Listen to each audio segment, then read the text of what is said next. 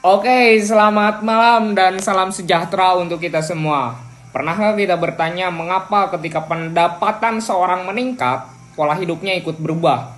Mengapa ada masyarakat yang tetap konsumtif meskipun penghasilannya terbatas? Sementara yang lain justru menahan diri untuk menabung ketika pendapatannya tinggi. Pertanyaan-pertanyaan sederhana ini sejatinya bukan hanya soal kebiasaan individu. Ia adalah cerminan dari cara kerja ekonomi dalam kehidupan sehari-hari. Disinilah teori konsumsi menjadi penting. Bukan sekedar angka, bukan hanya rumus, tetapi sebuah upaya memahami bagaimana manusia mengambil keputusan dalam bidang ekonomi antara kebutuhan, keinginan, dan keterbatasan. Pada kesempatan ini, kami dari kelompok 10 akan memaparkan materi mengenai teori konsumsi, faktor-faktor yang mempengaruhi tingkat konsumsi serta pandangan dari Keynes tentang hubungan antara pendapatan, konsumsi, dan tabungan. Harapannya setelah presentasi ini kita tidak hanya memahami teori secara konseptual, tetapi juga mampu melihat secara relevansinya dalam realitas ekonomi masyarakat saat ini. Baik, untuk itu izinkan kami memulai pemaparan materi. Konsumsi adalah pengeluaran total untuk memperoleh barang-barang dan jasa dalam suatu perekonomian dalam jangka waktu tertentu, biasanya 1 tahun. Pengeluaran konsumsi terdiri dari konsumsi pemerintah dan konsumsi rumah tangga atau masyarakat. Selanjutnya ada faktor-faktor yang mempengaruhi tingkat konsumsi. Ada 3 faktor diantaranya, faktor-faktor ekonomi, faktor-faktor demografi, dan faktor-faktor non-ekonomi. Faktor-faktor ekonomi. Yang pertama, pendapatan rumah tangga. Pendapatan rumah tangga sangat mempengaruhi tingkat konsumsi. Semakin tinggi pendapatan, semakin besar kemampuan rumah tangga untuk membeli kebutuhan dan meningkatkan kualitas konsumsi. Akibatnya, pola konsumsi cenderung meningkat seiring naiknya pendapatan. Contohnya, kalau pendapatan masih rendah, konsumsi sehari-hari juga sederhana. Misalnya, beras kelas rendah dengan lauk asin. Saat penghasilan naik, pilihan konsumsi ikut berubah, seperti beras beralih ke premium dengan lauk menjadi ayam. Yang kedua, ada kekayaan rumah tangga. Kekayaan rumah tangga mencakup kekayaan real seperti rumah, tanah, dan mobil, serta kekayaan finansial seperti deposito, saham, dan surat berharga. Kekayaan ini dapat meningkatkan konsumsi karena menambah pendapatan yang bisa digunakan. Contohnya, bunga deposito bulanan dan dividen tahunan dapat menambah pendapatan rumah tangga. Yang ketiga, tingkat bunga. Tingkat bunga yang tinggi dapat mengurangi atau mengerem keinginan konsumsi, baik dilihat dari sisi keluarga yang memiliki kelebihan uang maupun yang kekurangan uang. Dengan tingkat bunga yang tinggi, maka biaya ekonomi dari kegiatan konsumsi akan semakin mahal. Misalnya, jika harus berutang, biaya bunganya lebih mahal sehingga konsumsi ditekan. Jika punya kelebihan uang, menyimpan di bank terasa lebih menguntungkan daripada membelanjakannya. Sebaliknya, saat bunga rendah, meminjam lebih murah dan menabung kurang menarik, sehingga konsumsi meningkat. Yang terakhir, ada perkiraan tentang masa depan. Jika rumah tangga memperkirakan masa depannya makin baik, mereka akan merasa lebih leluasa untuk melakukan konsumsi, karena pengeluaran konsumsi cenderung meningkat. Sebaliknya, jika prospeknya dianggap memburuk, mereka akan menekan pengeluaran konsumsi. Perkiraan ini dipengaruhi faktor internal seperti keyakinan atas kelangsungan pekerjaan, peluang kenaikan karir, dan pendapatan, serta jumlah anggota keluarga yang bekerja, dan faktor eksternalnya mencakup kondisi ekonomi dan global serta kebijakan pemerintah yang memengaruhi perekonomian. Oke, masuk kepada pembahasan yang dimana faktor-faktor demografi dan konsumsi, yaitu jumlah penduduk. Faktor demografi pertama adalah jumlah penduduk. Secara sederhana, semakin besar jumlah penduduk, maka semakin besar pula teori konsumsi dalam suatu perekonomian. Meskipun konsumsi per orang mungkin relatif kecil, akumulasi dari jumlah penduduk yang besar tetap menghasilkan tingkat konsumsi nasional yang tinggi. Inilah sebabnya negara dengan penduduk besar tetap memiliki pasar domestik yang kuat, meskipun tingkat pendapatan per kapitanya belum terlalu tinggi. Terus lanjut kepada komposisi, yang dimana penduduk menjadi acuan sebagai faktor demografi kedua adalah komposisi penduduk yang mencakup usia, tingkat pendidikan, dan wilayah tempat tinggal. Pertama, dari sisi usia, semakin besar proporsi penduduk usia produktif, maka semakin tinggi potensi pendapatan dan konsumsi masyarakat. Yang kedua, dari sisi pendidikan, tingkat pendidikan yang lebih tinggi tidak hanya meningkatkan pendapatan, tetapi juga mengubah pola konsumsi dari sederhana memenuhi kebutuhan dasar menuju kebutuhan kualitas hidup kualitas hidup, gaya hidup, dan layanan jasa. Ketiga, dari sisi wilayah, masyarakat perkotaan cenderung lebih konsumtif dibandingkan masyarakat pedesaan karena akses terhadap barang dan jasa lebih luas. Itu juga dijelaskan dalam buku Dasar-Dasar Ekonomi yang pernah saya baca. Lanjut, dari faktor-faktor demografi, kita bisa melihat bahwa konsumsi sangat dipengaruhi oleh siapa dan bagaimana masyarakat itu sendiri. Namun, pertanyaan berikutnya adalah, apa faktor utama secara langsung menentukan besar kecilnya konsumsi? Di sini pemikiran John Maynard Keynes menjadi relevan, yang dimana hubungan pendapatan disposable dan konsumsi, yaitu teori Keynes.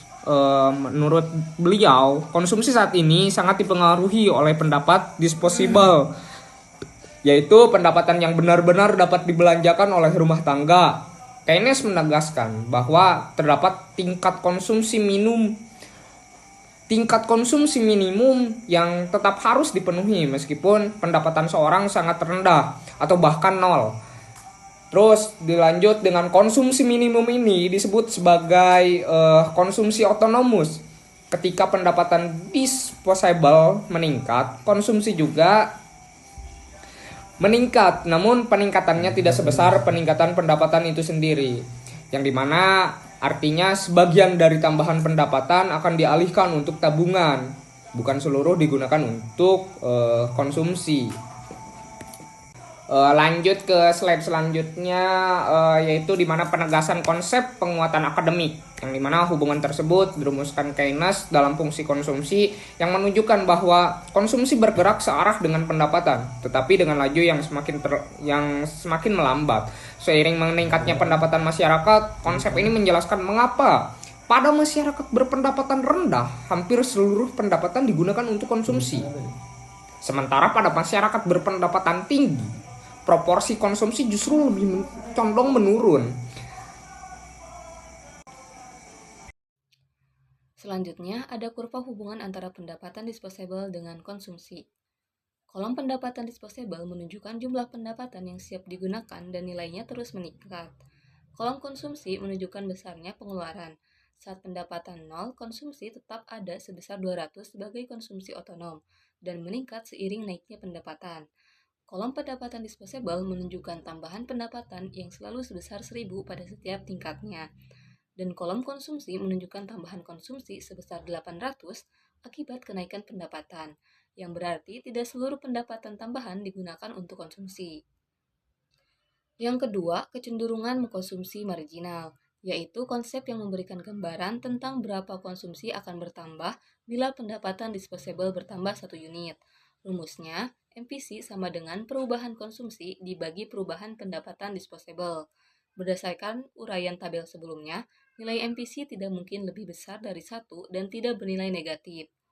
Peningkatan pendapatan disposable tidak membuat konsumsi turun hingga 0 karena adanya kebutuhan konsumsi minimum.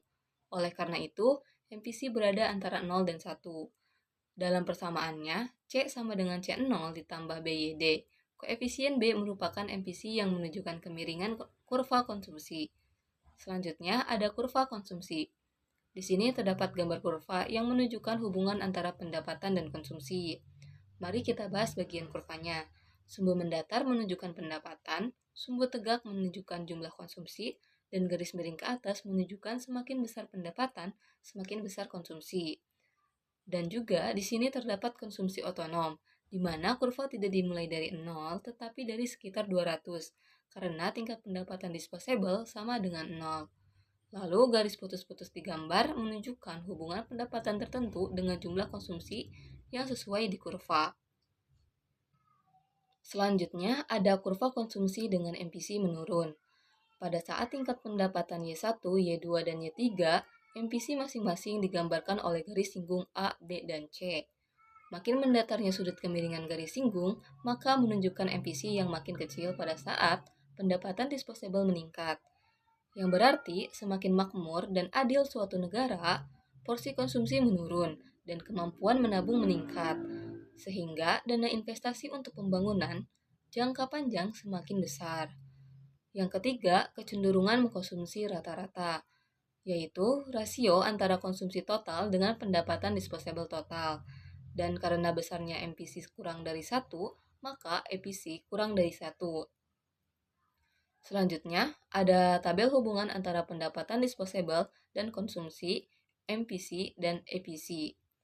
Di dalam tabel terdapat pendapatan disposable, yaitu pendapatan yang siap dibelanjakan, ada konsumsi, yaitu jumlah uang yang dibelanjakan, dan ada MPC, yaitu tambahan konsumsi akibat tambahan pendapatan.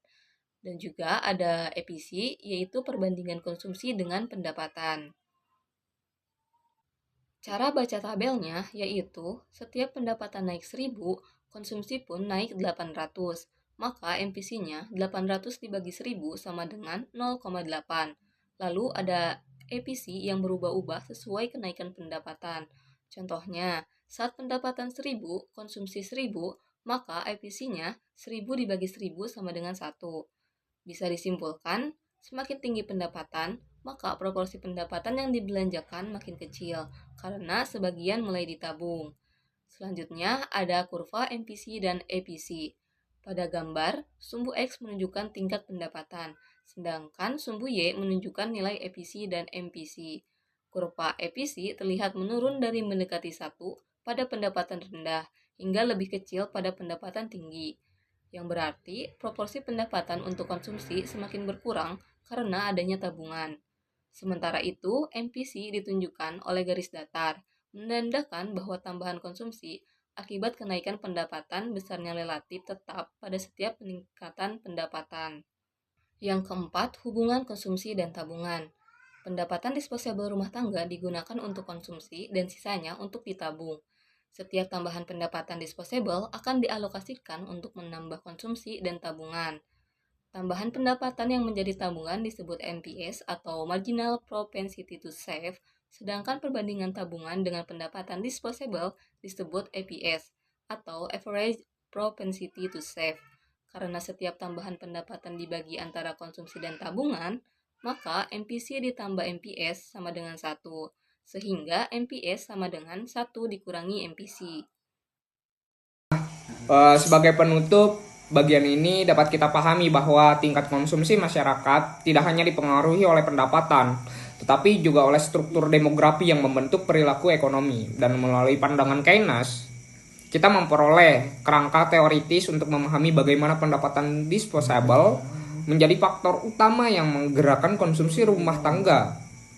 Dengan memahami hubungan ini, kita dapat membaca dinamika konsumsi masyarakat secara lebih utuh dan rasional. Nah,